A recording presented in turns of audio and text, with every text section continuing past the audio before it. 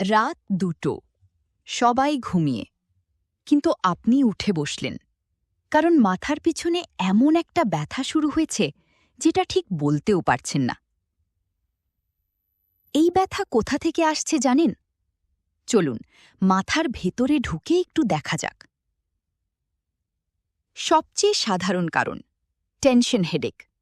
সারাদিন মোবাইলে মাথা নামিয়ে বসে থাকলে ঘাড়ের পেশি শক্ত হয়ে যায়। সেই টান সরাসরি মাথার পিছনে একটা চাপের দেওয়াল তৈরি করে। কখনো কি মাথার পিছনে বিদ্যুৎ খেলে যাওয়ার মতো ব্যথা পান? এটি অক্সিপিটাল নিউরালজিয়া।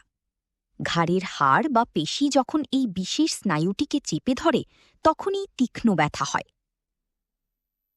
উচ্চ রক্তচাপ থাকলে মস্তিষ্কের রক্তনালীগুলো অতিরিক্ত চাপে থাকে, বিশেষত ভোরবেলা।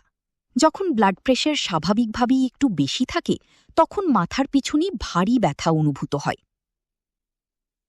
মেয়েদের শরীরে ইস্ট্রোজেন হরমোন ওঠানামা করে, বিশেষত পিরিয়ডের আগে ও পরে। এই ওঠানামা মস্তিষ্কের ব্যথা সংবেদী কোষগুলোকে বেশি সক্রিয় করে তোলে, তাই এই সময়ে মাথার পিছনের ব্যথা অনেক বেশি তীব্র লাগে। ঘুম কম হলে শরীর কর্টিসল, স্ট্রেস হরমোন, বেশি তৈরি করে। এটি মস্তিষ্কের প্রতিটি স্নায়ুকে অতিরিক্ত সংবেদনশীল করে তোলে, ফলে সামান্য চাপেও মাথার পিছনে তীব্র ব্যথা হয়। তবে এই 4টি লক্ষণ দেখলে সাথে সাথে ডাক্তার দেখাবেন।